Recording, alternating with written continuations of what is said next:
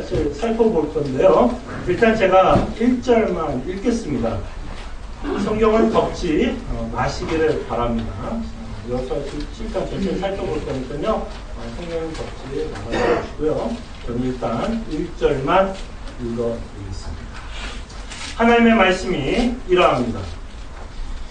이스라엘 자손들이 온전히 바친 물건으로 말미암아 범죄하였으니 이는 유다 지파 세라의 증손 삽디의 손자 갈미의 아들 아간이 온전히 바친 물건을 가졌습니다. 여호와께서 이스라엘 자손들에게 진노하시니. 혹시 여러분 재밌는 영화, 드라마 또는 뭐 한국의 예능 프로 보시는 거 좋아하십니까? 또 웃음이 이렇게 들리는 거 보니까 좋아하시는 분들이 있는 것으로 저는 생각을 해보겠습니다. 혹시 뭐 좋은 요새 드라마 재밌는 거 뭐가 있죠? 정도전 요새 보세요. 정도전? 개과천선?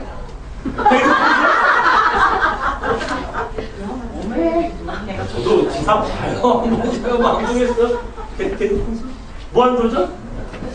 1박 2일? 무한도전 끄덕끄덕 1박 2일에 웃으시는 분들. 저희들은 그런 어떤 재미나는 좀 드라마를 보면, 그 다음 주가 이 드라마가 어떻게 전개될까에 대해서 굉장히 궁금해 합니다. 그죠? 야, 그 주인공이 이 문제가 많은데 그 문제가 어떻게 해결될까? 야, 저 두 사람이 서로 사랑이 엇갈려지는데, 야, 과연 저 두 남녀가 사랑을 꽃필까? 저런 나쁜 놈 하면서 우리는 그 드라마에 빠져듭니다. 그래서 우리는 재방송도 봐요. 드라마는 너무 재밌는 건 재방송도 보고, 그 다음에 재미나는 드라마는 또 예고편도 봅니다. 야, 다음 주에 저 주인공이 어떻게 될까? 궁금해해요. 제가 이 정도로 얘기하면 제가 무슨 얘기할지 여러분 감이 오시죠? 여호수아는 어떠십니까? 흥분돼요? 드라마만큼 흥분돼요? 무한도전만큼 흥분돼요? 1박 2일만큼 흥분돼요? 아니, 그냥 11시가 됐고, 또 목사님이 또 오늘 여호수아 가지고 또 설교 하시겠지 라는 마음으로 여러분들이 이곳에 오십니까? 정말 오늘 여러분 이곳에 오셨을 때 어떤 기대를 가지고 오셨습니까?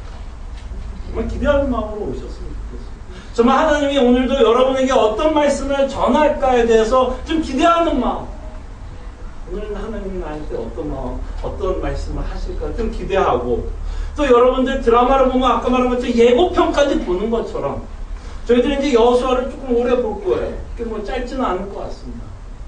그러면 제가 물론 매주마다 좀 본문이 좀 이렇게 자르는 거는 좀 다르지만, 어떻게 자르는 건 좀 다를 수 있지만, 저도 여러분들이 다음 주에는 우리가 뭘 공부하는지 알아요. 여호수아 말씀. 지난주에 대충 6장을 봤으면, 오늘은 대충 7장을 보시겠구나. 그 정도는 우리가 예상할 수 있죠. 그럼 한번 읽어볼 수도 있잖아요. 과연 이 말씀이 오늘 하나님께서 어떻게 말씀을 우리한테 그리고요, 성경을 여러분들이 잘 이해하시는 방법 중에 하나가요, 그 스토리에 익숙한 게 굉장히 중요해요. 초신자들이 이 성경을 이해하기 힘든 것 중에 하나가 메시지 자체를 이해하는 것도 어렵지만, 아브라함이 누군지 모르는데, 제가 만약에 창세기에 있는 아브라함 설교를 하면 그 아브라함의 자체도 누군지를 모르는데 그 안에 있는 메시지를 이해하는 건 더 어렵습니다. 그러니까 여러분들이 이곳에 찾아오실 때 적어도 메시지까지는 이 안에 어떤 메시지가 있을까지는 다 풀어서 이해할 필요는 없지만, 적어도 여호수아 7장에 대충 이런 내용이 있구나 라는 좀 익숙함으로 여러분들이 이곳에 오셔도 하나님의 말씀이 굉장히 도움이 되고, 또 여러분들이 한번 읽으면 궁금해지는 게 있잖아요. 이 본문이 이게 왜 이럴까? 그럼 궁금하면 어떻게 해요? 여러분 궁금하면 어떻게 해요? 구글소리 찾죠. 찾아보잖아요. 답을 찾는 것처럼. 과연 오늘 이 말씀을 통해서 또 하나님께서 어떻게 이 궁금한 이 구절을 또 어떻게 해석하고 어떻게 이해해야 될지. 그럼 어떻게 해요? 말씀 들을 때 여러분들이 어떻게 할까? 조금 더 적극적으로 듣게 된다. 보통 이런 자들이 학교에서도 어떻게 해요? 공부를 조금 잘하더라고요. 해요. 성경 공부하는 건데.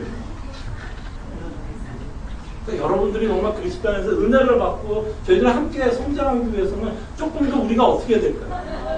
적극적인 모습이죠. 정말 적극적으로 우리가 조금 더 우리의 의지를 발동해서 하나님의 말씀을 좀 살펴보는데 저희들 조금 더 적극적으로 말씀을 좀 살펴봤으면 합니다. 자, 지금까지 우리가 봤던 여호수아의 내용을 보면 이런 역사가 없었던 것 같아요. 이스라엘의 역사에 이런 적이 별로 없는데요. So far, so good. 영어 표현에 so far, so good. 아주 좋습니다. 지금까지 여호수아 1장부터 6장까지 내용을 보면 정말 좋아요. 이스라엘은요, 요단강을 건넜고, 그죠? 엄청난 기적을 봤습니다. 홍해가 갈라지는 것처럼 요단강의 강이 갈라졌고, 하나님께서 약속한 것처럼 이들은 가나안에도 들어왔고, 그 다음에 지난주에 저희가 살펴본 것처럼 여리고 성도 함락했어요. 얼마나 대단해요. 6바퀴 돌고 마지막 때는 나팔 소리에 언약궤 들고 앞에서 무슨 일이 벌어져? 와장창창 무너지니 얼마나 신나요, 이스라엘 민족들. 그죠? 그리고 신나게 들어가서 다 또 멸해버립니다. 지금까지 so far so good. 너무 좋아요. 네. 근데 저희들이 읽고 있는 7장에 보면 이제 so far so good 아니에요. 엄청난 반전이 일어납니다. 1절만 여러분 읽어봐도 엄청난 반전이 일어나고 있죠. 예. 이스라엘이 죄를 지었고 그 다음에 하나님께 진노받고 있는 모습을 저희들이 보게 됩니다. 이제 요 내용이 이제 우리가 이제 익숙하죠. 그럼 그렇지. 야, 이스라엘 6장까지는 참, 어떻게 이렇게 여기까지는 잘 순종하고 왔을까라는 생각이 들 것입니다. 그래서 아간이 오늘 이제 어떤 주인공처럼 나타나는데요. 죄를 짓고 있는 모습과 하나님이 이 아간의 죄를 지은 것을 어떻게 진노하고 있는 내용을 통해서 하나님의 말씀을 저희들이 한번 생각해 보려고 합니다. 자, 어떤 상황에 이들이 있었냐면요. 자, 성경을 펴보시고요. 10장 2절에서 3절을 제가 한번 읽어드릴게요. 자, 어떤 일이 있냐면요. 자, 여호수아가 여리고에서 사람을 대대종족 벳아웬 곁에 있는 아이성 아시죠? 아이로 보내며 그들에게 말하여 이르되 올라가서 그 땅을 정탐하라 하매 그 사람들이 올라가서 아이를 정탐하고 여호수아에게로 돌아와 그에게 이르되 백성을 다 올라가게 하지 말고 2-3천만 명만 올라가서 아이를 치게 하소서. 그들은 소수이니 모든 백성을 그리로 보며 수고롭게 하지 마소서로. 자, 이제 어떤 일이 벌어지죠? 자, 여리고성을 일단 함락하고 이제 여리고성 찍고 이제 어디로 가는 거예요? 이제 아이성으로 이제 가는 거예요. 이제 아이성을 치러 갑니다. 이제 공격하라고 그래요. 이제 신났죠. 지금 이제 이스라엘이 신난 거예요. 여리고성도 무너졌고 그냥 한번 그 전쟁의 큰 승리를 경험해서 이제 아이성까지 치러 가려고 합니다. 자, 그럼 여러분들이 여호수아라고 생각해 봅시다. 자, 이제 아이성을 공격하러 가려고 해요. 자, 그럼 여호수아라면 아이성을 공격하러 갈 때 어떤 걸 기대하면서 갔을까요? 이 결과에 대해서 뭘 기대하면서 갔을까요? 첫째, 그죠? 전쟁에서 승리할 거를 기대했을까요? 전쟁에서 패배할 거를 기대했을까요? 당연히 전쟁에서 승리를 기대하면서 갔을 거예요. 그렇죠?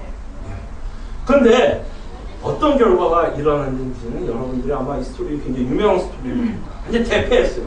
자, 4절과 5절에 보면 그들이 지고 있는 내용이 기록됩니다. 자, 백성 중 3,000명쯤은 그리로 올라갔다가 아이 사람 앞에서 도망하니 도망쳤다 그래요. 아이 사람들이 그들의 36명쯤 쳐 죽이고 성문 앞에서부터 스바림까지 쫓아가 내려와서 비탈에서 쳤으므로 백성의 마음이 녹아 물같이 됩니다. 자, 4절과 5절을 통해서 뭘 얘기하고 있냐면 이스라엘 민족이 아이성을 치지 못하고 졌다라고 합니다. 대패를 당했어요. 그래서 이들의 마음이 어땠다 그래요? 마음이 녹았다. 녹았다는 얘기 뭐 겁을 먹어 두려워하고 있다. 그 내용을 이제 여호수아가 기록합니다. 자, 이렇게 전쟁이 나갔을 때 여호수아는 분명히 기대하기를 전쟁이 이길 거라고 기대했는데 이렇게 졌으니 여호수아가 당황했을까요? 당황하지 않을까요? 엄청 당황했죠. 자, 여러분들 하나님 앞에 당황하면 여러분 보통 뭐예요? 하나님께 찬양해요? 할렐루야, 주님 감사합니다. 저를 이렇게 당황하게 하고 염려를 주시고 불안하게 하시며 내 마음을 녹게 해주셔서 참 감사합니다. 이런 사람 별로 없죠. 보통 이런 당황스러운 일이 벌어지면 하나님께 일단 주먹을 들고 당신 뭐 하십니까? 일단 따지게 되잖아요. 그 그 장면을 이제 우리가 여호수아를 통해서 보게 됩니다. 자, 6절과 7절을 보니까 여호수아가 옷을 찢고 이제 열받고 불통 터지고 이제 하나님께 불평하려고 그랬는데 너무 이게 당황스러운 거예요, 여호수아로서. 그래서 옷을 찢고 이스라엘 장로들과 함께 이제 하나님께 구하러 가는 거예요. 투쟁하러 가는 거예요, 지금. 예, 함께 여호와의 궤 앞에서 땅에 엎드려 머리에 티끌을 뒤집어 쓰고 저물도로 있다가 이르되 슬프도소이다. 뭐가 슬픈 거죠? 전쟁에서 어떻게 우리가 이렇게 졌냐 이거예요. 너무 슬프다. 여호와여 어찌하여 이 백성을 인도하여 요단을 건너게 하시고 우리를 아모리 사람의 손에 넘겨 멸망시키려 하셨나이까. 그 조상의 그 후손이에요. 그죠? 그 조상의 그 후손이죠. 이스라엘은 여기 모세 진짜 똑같은 불평하잖아요. 광야에서 딱 왔더니 먹을 게 없고 죽을 거 하니까 뭐라 그래? 야, 넌 모세야, 너가 왜 나를 여기까지 끌고 와서 우리 여기서 죽게 했냐? 똑같은 얘기를, 똑같은 불평을 여호수아는 하나님께 합니다. 아니, 우리 지금 가나안에 들어가게 해서 하나님 우리를 죽이려고 합니까? 라고 불평을 합니다. 예. 자, 이렇게 하나님 앞에서 불평하고 있고 당황해하고 있는 여호수아 앞에 하나님이 왜 너희들이 전쟁에서 졌는지를 설명합니다. 자, 우리는 이미 알아요. 여러분들이 1절을 제가 읽어드렸잖아요. 1절의 내용을 통해서 벌써 이들이 왜 전쟁에서 졌는지를 압니다. 근데 여호수아는 알았다 몰랐다. 우리야 1절이 있으니까 먼저 읽었으니까 알았지만 여호수아는 아직 몰라요. 왜 이렇게 대패했는지 몰라. 그러니까 불평불만합니다. 그럴 때 하나님이 이제 차근차근하게 여호수아에게 설명합니다. 너희들은 왜 전쟁에서 졌는지 10절부터 보면 그 이유를 말씀하는데요. 자, 여호와께서 여호수아에게 이르시되 일어나라 어찌하여 이렇게 엎드렸느냐. 이스라엘이 범죄하여 내가 그들에게 명령한 나의 언약을 어겼으며 또한 그들이 온전히 바친 물건을 가져가고 도둑질하며 속이고 그것을 그들의 물건들 가운데 두었느니라. 자, 그래서 이 절을 통해 10절과 11절을 통해서 하나님을 명백하게 말씀합니다. 너희가 왜 전쟁에서 졌느냐? 전쟁에 졌던 이유 첫 번째가 너희가 언약을 어겼다고. 언약. 내가 너와 맺은 언약을 어겼다라고 말씀하면서 이 언약을 어겼다라는 말은 하나님께 뭐 했다는 거예요? 죄를 지었다는 거죠. 범죄했다는 거예요. 우리가 1절에서 읽는 것처럼 범죄. 그 범죄한 것 때문에 전쟁에서 너희들이 졌다라고 지금 하나님이 여호수아에게 말씀합니다. 자, 그럴 때 어떤 죄를 짓고 있는지는 정확한 내용을 11절에 보면 이들이 언약을 어겼다라고 했을 때 어떤 모양으로 언약을 어겼냐면 나의 물건을 훔쳤다라고 얘기해요. 나의 물건을 훔쳤다. 예. 자, 그럼 여러분들이 본문을 보면서 아니 하나님은 언제 이런 언약을 맺었는지에 대한 궁금증이 있죠. 하나님은 언제 이 언약을 맺었지? 언제 하나님이 그죠? 자신에게 바친 물건을 훔치면 가져가면 이렇게 전쟁에서 질 거라고 이야기했던 적이 언제였지? 언제였냐면요 6장이나 지난주에 저희들이 본 본문에 보면 그 6장에서 하나님이 언약을 맺고 있는 내용을 보게 됩니다. 18절과 19절을 보세요. 자, 6장 18절에서 19절입니다. 보세요. 자, 너희는 온전히 바치고, 그래서 하나님이 여리고성을 이렇게 함락시키고 이스라엘 민족이 들어갔을 때, 거기 있는 모든 사람을 죽이라 그랬죠. 양과 소는 다 죽이라 그랬지만, 그 안에 있는 물건들은 다 하나님께 바치라 그랬어요. 6장 18절입니다. 자, 너희는 온전히 바치고, 그 안에 있는 물건은 다 하나님께 바치라 그러는 거예요. 그 바친 것 중에서 어떤 것이든지 너희가 취하여, 너희가 이스라엘 진영으로 바치는 것이 되게 하여 고통을 당하게 되지 아니하도록 오직 너희는 그 바친 물건에 손대지 말라. 은금과 동철 기구들은 다 여호와께 구별된 것이니 그것을 여호와의 곳간에 드릴지니라 하니라. 그래서 하나님은 여리고성을 함락시킨 다음에 다 바치라고 했고 너희가 만약에 물건을 취한다면 어떻게 된다고 얘기해요? 너희가 고통을 당할 거라고 얘기해요. 고통을 당할 거라고 말씀을 하시죠. 자, 이것이 지금 언약을 맺고 있는 부분인데요. 자, 이 언약은 여러분들이 굉장히 익숙한 내용이에요. 이 내용은 여러분들이 지금 이 여호수아를 보면서 처음 보는 내용이 아니에요. 이 언약의 내용은 여러분들이 너무나 지겹도록 들었던 창세기에 하나님이 인간을 처음 만들어 놓고 맺었던 언약의 내용과 똑같아요. 에덴 동산에서 하나님이 에덴 동산에서 아담과 맺었던 언약과 똑같은 언약이에요. 그랬을 때 하나님이 에덴 동산에서 아담에게 어떻게 언약을 맺었어요? 선악을 알게 하는 나무를 먹으면 정녕 죽는다. 그죠? 그래서 우리는 이거를 행위 언약이라고 말해요. 너가 행위대로 네가 율법을 지키면 복을 받을 것이고 너가 율법을 지키지 않으면 어떻게 된다고요? 정녕 죽는다. 그럴 때 그 같은 원리가 여호수아에 나오고 있어요? 안 나오고 있어요? 똑같은 원리가 뭐라고 그랬어요? 하나님 여리고 성에 있는 물건을 너가 손을 대면 어떻게 된다고요? 고통을 당할 것이다. 똑같은 내용만 조금 다르지 그 언약의 원리는 똑같은 원리가 에덴 동산에서 보였던 원리가 지금 여호수아에서도 똑같이 나타나고 있습니다. 자, 그럴 때 하나님이 아이성에서 전쟁을 할 때 이들이 진 이유는 이들이 언약을 어겼기 때문에 그 말은 지금 뭐예요? 물건이 취했다는 것이죠. 그 물건이 취한 것 때문에 언약을 어긴 그 형벌로 이스라엘은 뭘 당하냐면 고통을 당하게 되고 그 고통은 전쟁에서 지는 것이었어요. 자, 지금 이렇게 이스라엘이 전쟁에서 지는 모습을 보면서 여러분과 저는 어떤 교리를 여러분과 제가 생각해야 되냐면요. 죄의 싹을 사망이라는 것을 보셔야 돼요. 여러분들이 지금 우리가 지난주에도 살펴봤고 오늘도 보고 있는 내용이지만 여러분들은 이 내용을 놓치시면 안 되는데 죄의 싹은 사망입니다. 하나님이 언약한 거를 조금이라도 일획이라도 지키지 않으면 그거에 마땅한 형벌을 받고 있다는 것을 우리가 봐야 됩니다. 그래서 지난주에 하나님이 이방 민족을 멸하시고 있는 모습을 보고 있지만 하나님 앞에서 이스라엘 민족도 죄를 짓고 있으면 그들에게도 면죄부는 없습니다. 예외는 없어요. 이스라엘도 똑같이 하나님의 언약을 지키지 않을 경우 사망의 길, 고통의 길, 전쟁에서 패배하는 것을 경험하게 됩니다. 근데 더 놀라운 고통이 하나님께서 말씀합니다. 더 큰 고통이 얘기해요. 아니 목사님 전쟁에서 지는 것보다 더 고통이 어디 있습니까? 사람이 죽어났을 거고 그죠? 그거보다 더 고통스러운 게 어디 있겠습니까? 라고 여러분들이 저한테 말씀한다면 하나님이 이스라엘 민족에게 더 큰 고통을 줍니다. 어떤 더 큰 고통을 주냐면 12절을 보세요.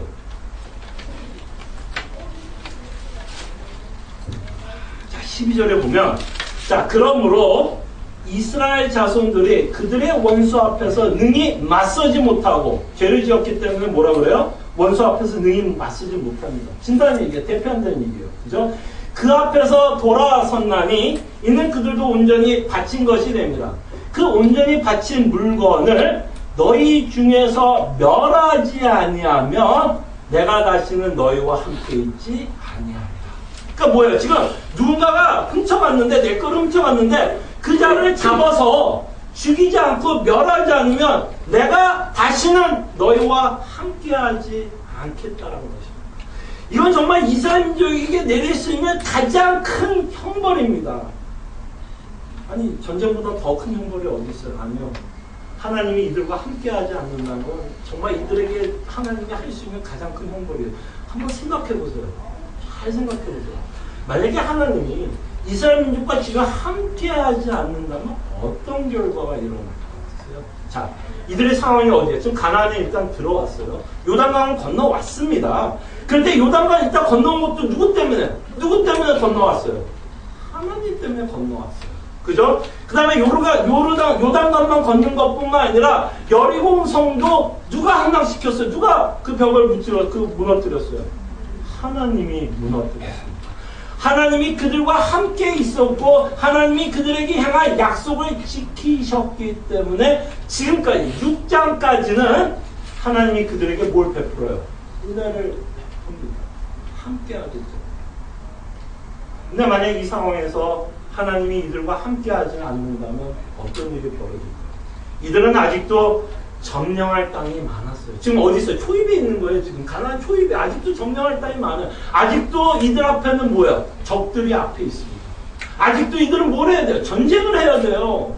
그리고 그들 뒤에는 뭐가 가로막고 있어요? 이들은 갈 데가 없어요. 앞에 전쟁을 해야 되고 바로 뒤에는 요단강이 가로막고 있습니다. 자, 이럴 때 하나님이 내가 너와 함께 하지 않는다는 이 말은 사실은 이스라엘을 향하여 사형 선고입니다. 사형 선고예요. 사형 선고예요. 그냥 죽음입니다. 지금 아이성에서 어떻게 됐어요? 대패했잖아요. 대패했잖아요. 하나님이 함께 하지 않고 심판으로 그냥 냅둡니다. 앞으로 하나님이 이들과 함께 하지 않는다면 이들은 죽어야 됩니다. 이스라엘 역사는 끝날 거예요. 이 자리에서 끝날 것입니다. 이들은 그냥 죽어날 것이고 아이성에서 대패한 것처럼 앞으로 있을 모든 전쟁에서도 이들은 질 것이고 이 가나안 땅에서 이들은 다 죽을 것입니다. 이것이 바로 하나님의 무서움, 그죠? 어떤 거룩하신 죄의 싹슨 사망, 내가 죄를 관과하지 않고 있는 하나님의 엄히, 무서움, 두려움, 그 거룩함을 저희들에게 말씀합니다. 근데 여기서 하나님의 심판을 선포하지만 내가 너와 함께하지 않는다면 너가 죽을 수밖에 없는 상황이라고 선포하고 있지만 놀라운 건요, 이 상황 가운데서도 하나님은 복음을 전하고 있는 것을 보게 됩니다. 자, 보세요. 너가 그 도둑을 잡고 멸하지 않으면 내가 너와 함께하지 않는다라고 이야기하면 거꾸로면 어떻게 될까요?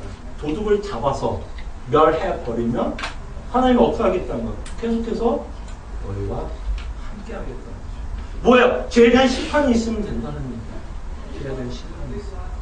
그래서 13절에 보니까 너는 일어나서 백성을 거룩하게 하여, 여기서 이제 거룩하게 한다는 말의 의미를 좀 살펴봐야 돼요. 너는 일어나서 백성을 거룩하게 하여 이르기를 너희는 내일을 위하여 스스로 거룩하게 하라. 이스라엘 하나님 여호와의 말씀에 이스라엘아 너희 가운데 온전히 바친 물건이 있나니 너희가 그 온전히 바친 물건을 너희 가운데서 제하기까지는 내 원수들 앞에서 능히 맞서지 못하리라. 그때 하나님 앞에 거룩한 모습은 이제 어떤 모습으로 나타나요? 그 죄인을 찾아 멸하는 것, 제하는 것. 그 제하는 모습이 바로 이스라엘 민족이 거룩해지는 모습이고, 그 제할 때 이제 다시 원수들이 그들을 능히 맞서지 못할 것을 약속합니다. 범인을 잡아 죽이라고 하나님을 말씀합니다. 그러면서 18절을 보면 우리가 범인을 이미 알죠. 아간을 잡습니다. 그러고 나서 아간이 왜 이렇게 죄를 지었는지를 고백하고 있는 장면이 나오는데 21절 한번 보세요. 이거 참 재밌습니다. 자, 21절을 보면 아간이 왜 죄를 지었는지에서 이렇게 얘기해요.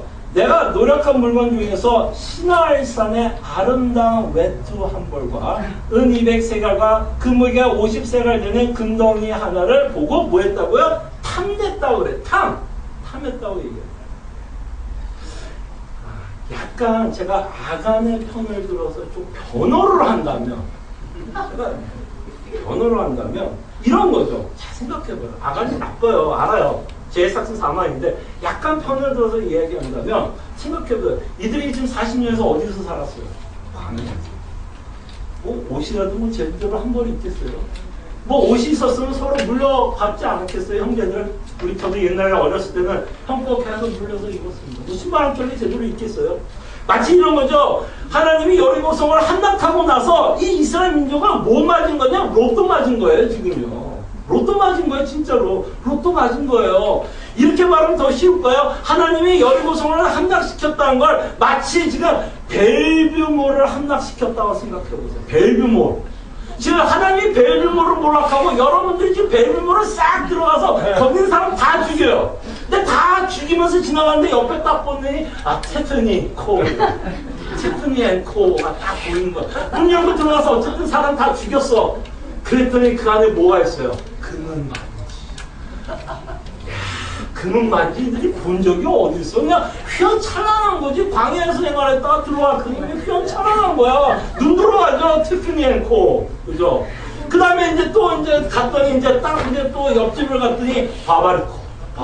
이건 또 웬 떡이야. 야, 그 넉넉한 그 사막에서 40년 동안 냄새 나는 거 그냥 빨래도 못했던 내 앞에 바바리코.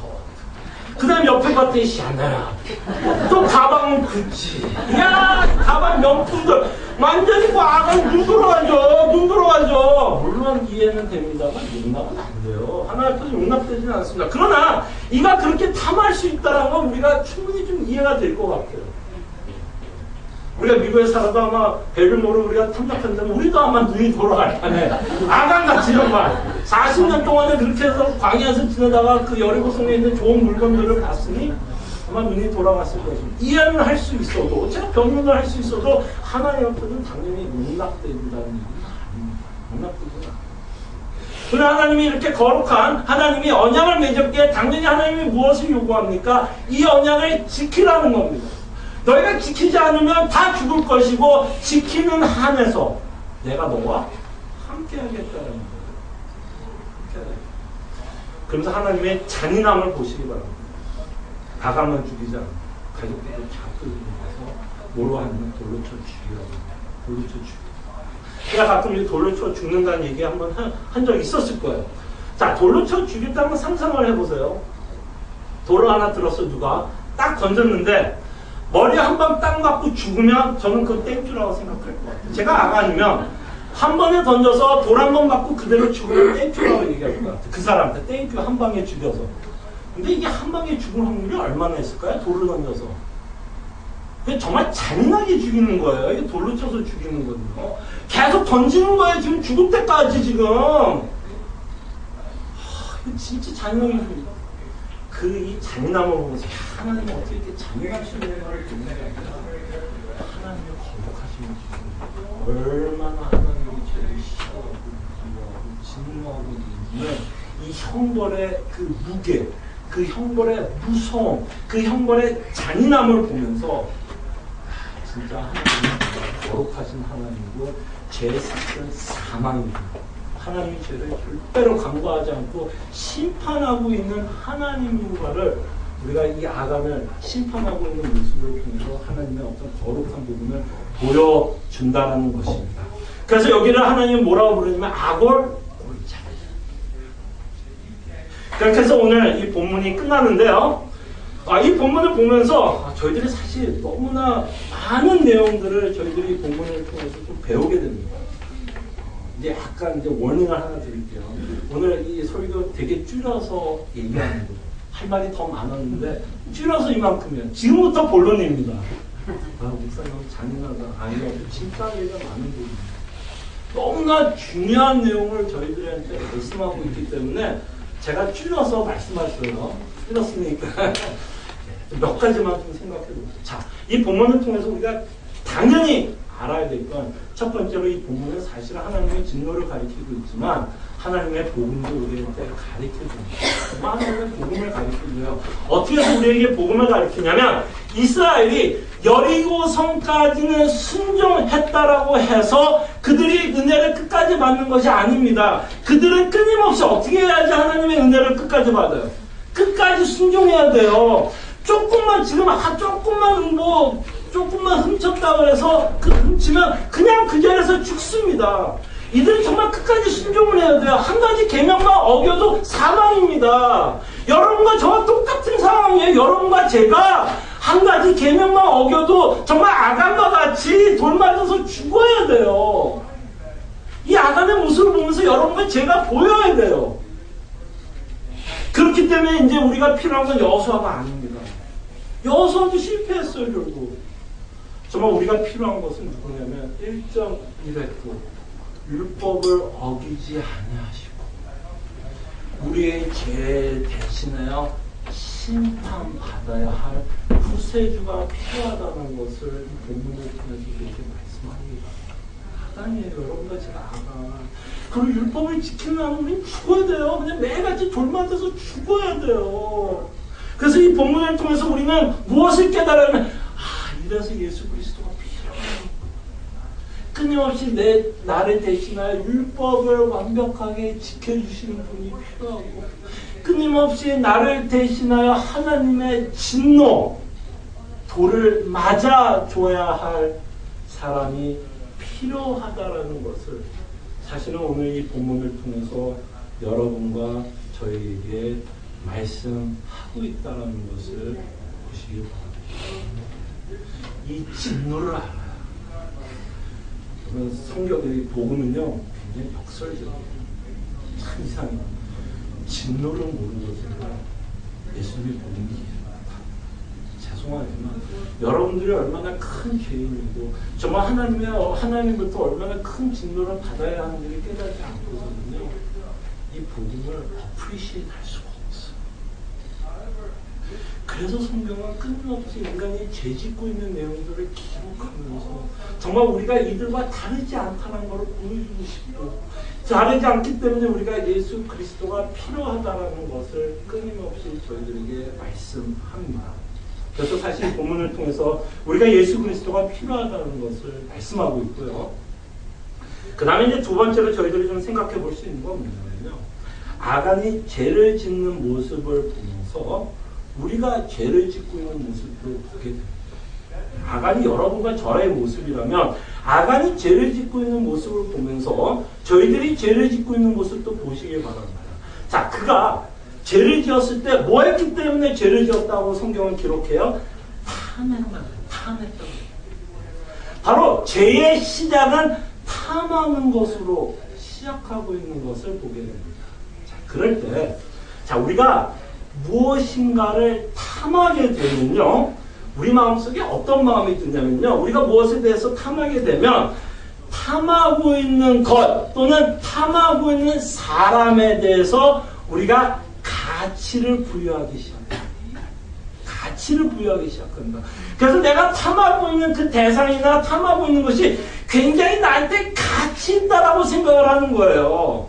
자, 아간은 자신이 입고 있었던 옷보다 여리고성에 있던 옷이 뭐하다고 생각한 거예요? 더 멋있었고 아름다웠고 더 가치 있게 생각을 한 거예요. 그러니까 그 물건에 대해서 뭐하기 시작하냐면 탐하기 시작합니다. 근데 여기서부터 이제 문제예요. 우리가 탐하고 있는 것이 어떻게 이제 문제가 되냐면, 자 보세요. 아까 말한 것처럼 탐하게 되면 우리는 그것에 대해서 가치 있게 생각을 하게 되는데요. 그것에 대해서 우리가 가치를 부여하면 부여할수록 저희들은 하나님의 율법을 지키는 것보다 그것을 더 가치 있게 생각을 하게 되면 이제부터 문제가 생기는 거예요. 무슨 말인지 알겠죠? 하나님의 율법을 지키는 것보다 내가 탐하고 있는 것, 내가 탐하고 있는 대상을 더 가치 있게 생각하게 되면 어떻게 될까요? 우리가 탐한 마음 때문에 결국에는 우리가 뭐 하게 될까요? 율법을 어기게 돼요. 어길 수밖에 없어요. 지금 아간이 율법을 어긴 것처럼 자기가 탐한 마음이, 탐한 게 더 귀했기 때문에, 하나님의 율법을 지키는 것보다 더 귀했기 때문에 그는 그 옷을 탐하고 슬쩍합니다. 자, 근데 우리는요, 무엇을 탐하기 시작하면요, 그것을 너무나 갖고 싶은 마음 때문에요, 우리가 잘하는 게 뭐 있냐면 끼똥차게, 그죠? 끼똥차게 우리가 잘하는 게 있는데, 우리가 탐하는 걸 갖기 위해서 우리가 이제 그때부터 뭘 끼똥차게 잘하냐면 머리를 끼똥차게 굴려요. 어떻게 머리를 끼똥차게 굴리냐면 우리는 엄청난 정당화를 시작해요. 우리가 탐한 것을 갖기 위해서 우리는 엄청나게 정당화합니다. 이 정당화하고 있는 과정이 뭐냐면 여러분과 제가 스스로 속이고 있는 그 내용들이에요. 여러분에게 스스로 속이는 거예요. 자, 어떤 식으로 속일까요? 이렇게 속이는 거죠. 설마 하나님이 이 정도 옷을 가지고 화를 내실까? 아이고 쫀쫀한 하나님. 야, 천지를 지으신 하나님이 이 옷 정도, 야 요거 조금 보여줘, 요거 조금 훔쳤다고? 야, 그 금을 조금 훔쳤다고? 하나님이 그렇게 쫀쫀하게, 아, 그 하나님 아니지. 뭐야, 스스로 이제 정당화 시키는 거예요. 그러니까 뭐야, 계속해서, 그리고 뭐 이 정도 가지고 화를 내시면 하나님 오버하시는 거지. 그리고 또 우리는 이상하게도 하나님의 속성하고 하나님의 사랑만 강조해요. 이상하게. 하나님의 거룩을 생각하고 싶지 않아. 다 자기 편한 대로 믿고 싶은 거예요. 그러니까 이제 뭐 하나님의 사랑에 대해서 계속해서 리마인드 하는 거죠. 하나님의 사랑이시니. 뭐 하나님이 사랑해서 설마 내가 이렇게 죄 짓는 거에 대해서 하나님이 벌을 내릴까? 그게 여러분들이 예수 그리스도를 믿으면서도 똑같아요. 은혜라는데, 은혜인데 어차피 천국 간다라는데, 뭐 보험 지금 갖고 있는데, 뭐 내가 지금 죄를 짓는다고 뭐 천국 못 가는 거 아닌데, 뭐까짓 건 뭐. 그리고 설마 하나님이 나를 지금 보고 있을까? 네, 하나님 모를 거야. 여러분 앞에 하나님이 CCTV가 있어요. CCTV가 있다면 기억해보세요. 왜? 생각해보세요. 하나님이 아간이 자수를 했나요? 제가 했는데 하나님이 알았어요, 몰랐어요? 여러분의 일거에서 다 하십니다. 우리가 이렇게 또 주일날에 잠깐 저도 양복을 입고 이쁘게 화지고 여러분 이쁘게 화장하고 머리에도 물수도 바르고 이렇게 아름다운 모습으로 모이니까 설마 우리가 나가서 죄를 지을까 이런 생각을 할 수 있지만 여러분 정말 24시간 7일을 정말 캠코더 두고 옆에서 누가 찍는다고 생각해도 우리가 함께 그 동영상을 본다 그러면 아마 우리 함께 신앙생활 못할 거예요. 근데 우리는 뭐 스스로 속여야 돼. 왜? 그걸 가지려면 우리는 끊임없이 내가 알고 있는 교리를 속여야 돼. 왜곡시켜야 돼. 막 이렇게 부러뜨려 버려야 돼. 그래서 마치 하나님이 정말 심판하실까에 대한 하나님의 어떤 거룩하심을 도전할 때, 그 다음에 우리가 알고 있는 교리에 대해서도 끊임없이 정당화시켜요. 한쪽만 강조합니다. 아까 말한 하나님이 사랑이시다. 그것만 강조하는 거예요. 근데 또 하나 우리가 잘못하는 게 있다면 탐하기 시작하면 그 죄를 키우게 돼요. 키우게 돼요. 어떤 식으로 키우게 되면 야, 이 옷을 입으면 내가 얼마나 이뻐 보일까? 사람들한테 어떻게 보일까? 근데 우리가 참 재밌는 게 뭐냐면 그냥 내가 누구한테 인정받는다라고만 생각해도 기분이 좋아요. 누가 나를 잘 봐주게. 막 상상만 해도 기분이 좋아요. 그러면서 여러분 뭐 하는 거예요? 그게 여러분 죄를 키우는 거예요. 조금씩 키우는 거예요. 죄를. 그러면서 그 죄를 키우는 게 뭐예요? 내가 저거를 당연히 가져야 하는 이유를 스스로 만드는 거예요. 끊임없이. 그래서 나는 그것을 가져야 한다라고 뭐예요? 결론을 짓게 만들어요. 그리고 여러분들이 그거를 가져야 된다라는 당연한 결론이 나오면 여러분들이 하나님에 대해서도 어떤 마음을 갖게 되면 하나님은 당연히 내가 이거를 줘야 되는 하나님을 믿게 돼요.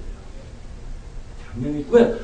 내 논리에서 뭐야? 그게 당연한 거기 때문에 내가 당연히 받아야 한다고 끊임없이 속였잖아, 내 자신을. 그러니까 내가 믿고 있는 하나님도 그것을 당연히 나한테 줘야 될 거라고 생각을 한다고요. 그래서 하나님이 그걸 안 주면 투자하는 거죠. 다시 투자. 어떻게 이런 하나님이 이럴 수가 있냐. 그래서 우리는 죄를 지을 때, 탐할 때 우리는 우리 정당화하는 모습이 일단 우리가 알고 있는 하나님에 대해서도 정당화하고 우리는 끊임없이 우리 죄를 키우고 있는 것을 보게 됩니다. 자, 그렇게 되면 이제 어떤 일이 벌어지냐면요. 그 일에 대해서 그 대상이나 그거에 대해서 우리는 집착하게 됩니다.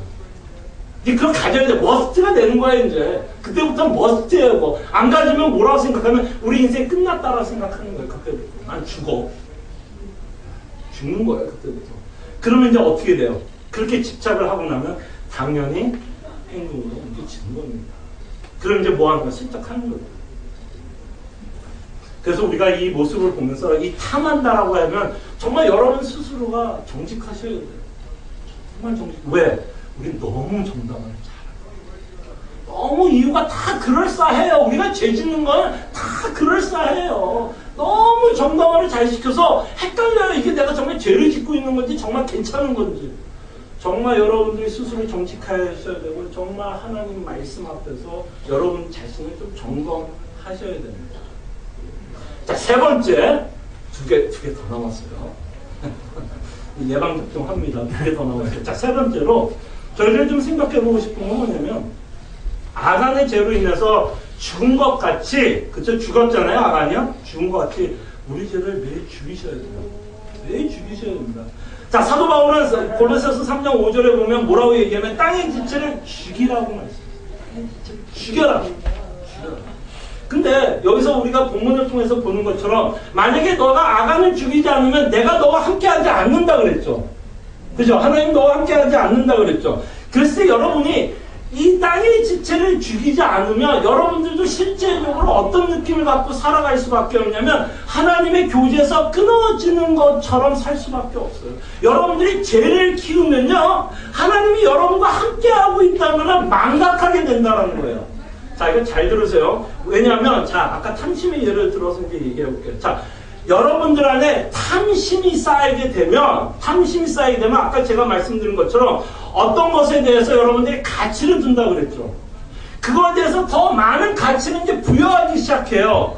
그렇게 가치를 부여하게 되면 그만큼 상대적으로 어떤 것이 약소되고 가치가 약해지냐면 여러분들이 믿고 있는 복음이 그만큼 약화됩니다. 그게 무서운 거예요, 이 탐심이. 탐심이 무서운 이유는 여러분들이 끊임없이 예수 그리스도를 음미하고 그걸 묵상하고 복음을 묵상해야 되는 그 자리에 우리가 탐하고 있으면 우리의 마음이 어디가 있는 거예요? 그 탐하고 있는 것에 우리가 끊임없이 욕심을 부리고 집착하게 되고 그것을 어떻게 하면 가질 수 있을까 머리 굴리게 되고 그것을 못 가질 때는 하나님께 불평하게 되고 불만하게 되는 이유가 그래서 그런 거예요. 그래서 우리가 탐심을 하게 되면 상대적으로 복음의 가치가 떨어지고 있다는 것을 여러분들이 느끼게 됩니다.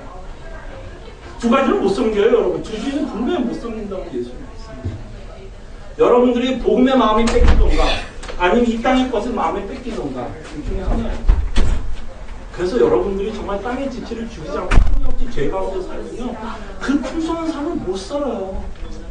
살 수가 없어요. 어떻게 여러분들 죄 가운데 사는데 어떻게 예수 그리스도의 복음의 그 풍성함을 느끼면서 살아갑니까? 자, 그럴 때 여러분 잘 따라오고 있어요. 예, 지금 조금 표정들이 약간 자, 그럴 때 여러분들이 탐심의 마음이 빼앗기고 있으면 누가 가장 기뻐할 거예요? 탐심의 마음이 뺏겨서 복음의 가치가 그만큼 상대적으로 약화되고 있고 탐심에 빠져있어 집착하고 있으면 누가 가장 환호를 할까? 예, 브라보, 예! 난 너무 기쁘다. 누가 기쁘다. 여러분 그러면 사탄만 기뻐하는 거예요. 사탄은 지금 환호성을 칠 겁니다. 그리고 누가 가장 슬플까? 누가 가장 슬플까? 여러분들의 마음을 빼앗기고 있는 그 하나님이 가장 여러분들이 다른 것에 마음을 빼앗기고 있다. 정말 하나님이 가장 슬퍼합니다. 정말 당신이 가장 아끼는 예수 그리스도까지 주셨는데 우리의 마음은 여전히 다른 곳에 있다. 하나님이 주셨습니다.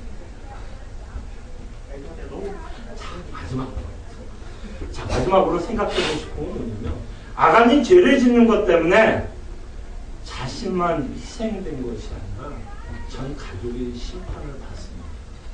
여러분 죄의 무서움을 좀 한번 생각해 보시죠. 자, 오해해서 듣지 마십시오. 우리가 그리스도 안에 있으면 존재함이 없어요. 그러나 우리가 이 땅에 살아가서 죄를 뿌리게 되면 그 죄에 대한 컨세퀀스 대가를 이 땅에서도 받게 돼요.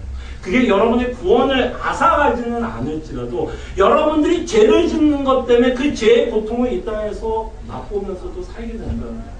물론 하나님이 그것도 합력하여 선을 이루어서 여러분들이 성화의 수단으로 하나님께서 사용할 수 있을지는 몰라도 여러분과 제가 이 땅에서 죄를 짓게 되면 그거에 대한 열매도 맺고 삽니다.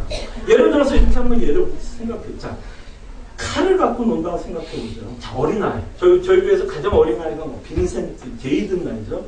그 애들이 사시미 칼이 있죠. 여러분, 나이 중에서 가장 날카로운 칼이 사시미 칼. 이 깡패들이 가장 잘 쓰는 칼, 사시미 칼. 칼이 엄청 커요. 그 칼을 완전 제이든이 휘두르고 있다고 생각해요. 그걸 보면 여러분 어떡할 것 같아요? 당장 가서 뺏지 않겠어요? 왜 뺏어요? 위험하니까. 그 칼이 위험한 거라니까. 그 위험한 건 뭐야? 자신도 다치게도 할 수 있고 그리고 더 무섭게는 죽일 수도 있잖아요. 잘못 보이 탁 누르다가 끝. 근데 그 휘두르는 것 때문에 옆에 있는 사람도 뭐 할 수 있어요? 다치게 할 수 있어요. 칼 무서운 겁니다. 이 죄의 무서움을 생각해보세요. 제가 좀 극단적인 예를 들어서 이 죄의 무서움을 생각해보면, 자, 부부관계에서 혹시 남편이나 부인이 바람을 피웠다고 생각해보세요. 그건 죄죠. 그럼 그 사람만 고통받는 거 아니에요. 그가 한 사람이 죄를 지음으로써 어떻게 돼요? 전 가족이 썩어요. 전 가족. 정말 이 죄의 파괴를 이해하세요. 그래서 성경은 또 어떤 거에 대해서 조심시켜, 말에 대해서 굉장히 조심시키죠. 왜 말에 대해서 조심시키는지 아세요? 말이 엄청난 파괴라고 갖고 있어요. 그냥 우리는 하고 싶은 말 던지는지 몰라요. 하고 싶은 말이 있어서 나는 해야 돼. 시원해. 근데 우리가 던진 그 말 때문에 누군가는 죽을 수도 있어요. 그래서 성경에 보면 수근수근 되지 말고 시기하지 말고 뭐 그런 단어들이 계속해서 반복되는 건 자신만 고통받게 하는 게 아니라 옆에 있는 사람도 고통을 주는 죄들이기 때문에 하나님이 우리들에게 경고하고 있는 것을 여러분 죄의 무서움을 보십시오. 죄의 무서움을 보십시오. 엄청나게 파괴력이 있고요. 우리로 하여금 하나님 우리와 함께하고 있고 우리와 함께 그 정말 동고동락하고 있는 그 하나님의 정말 죄 때문에 이렇게 잘 안 보이게끔 될 수가 있다는 거예요. 우리가 참신하는 것 때문에 하나님이 우리와 함께하고 있는 거예요. 그걸 못 볼 수가 있게 되기 때문에 이것들이 무섭다는 것입니다. 자, 하나님이 악을 골짜기를 통해서 심판의 무서움을 저희들에게 보여주고 있고 심판을 통해서 하나님의 무서움을 보여주고 있고 하나님의 거룩하심을 보여주고 있고요. 얼마나 죄를 미워하고 있는지에 대해서 저희들이 생각해 봤으면 좋겠고 죄에 대한 심각성을 저희들이 가지고 살았으면 좋겠다. 함께 기도하죠.